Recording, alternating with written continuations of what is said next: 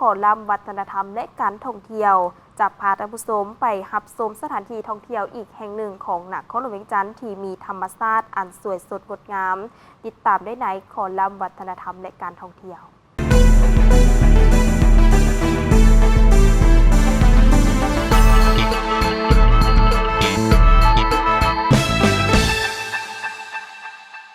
ซึ่งลาฟอเรสต์ได้เปิดบริการเป็นทางการ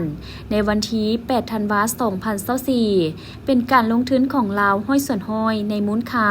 55ตื้อกีบมีพนักงานทั้งหมด46คนซึ่งส่วนใหญ่แม่นประชาชนเขตดังกล่าวโดยการบริหารจัดการจากกลุ่มบริษัทอินทิรา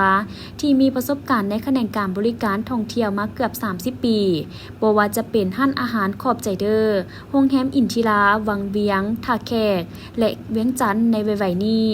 บริษัท Green Discovery ที่เน้นการท่องเที่ยวที่ติดพันกับธรรมชาติร่วมกับชุมชนประกอบมีแหล่งท่องเที่ยวเดอะวิวที่ตาดกวางซีแขวงหลวงพระบางศูนย์อนุรักษ์สร้างที่ไสยบุรีแหล่งท่องเที่ยวธรรมชาติภูผามานแคมป์ปีนหน้าผาที่เมืองท่าแขกแขวงขมวน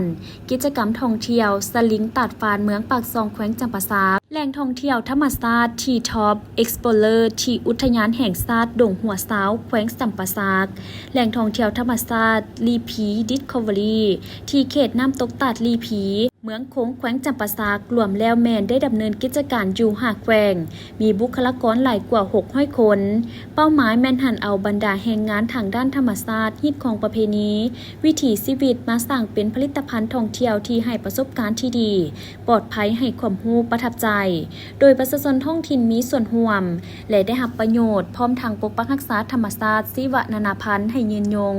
สอดคล้องกับแนวทางนโยบายของภาครัฐตามทิศสีเขียวยืนยงท่านอินทีเดือนสวรรค์ได้กล่าวตื่มว่าลาฟอเรสต์ได้ลงทุนพัฒนาสิ่งอำนวยความสะดวกเป็นต้นเส้นทางปูยางอ้อมเขตสัมปทาน 3.2 กิโลเมตรเพื่อความสะดวกสบายของนักท่องเที่ยวในการย่างถีบโลดแล่นออกกำลังกายเพื่อสมต้นไม้ชีวนานาพันธุ์พร้อมนั้นก็ยังมีขวาอู่8เส้นเสื่อมต่อห้านกาเฟถึงต้นไม้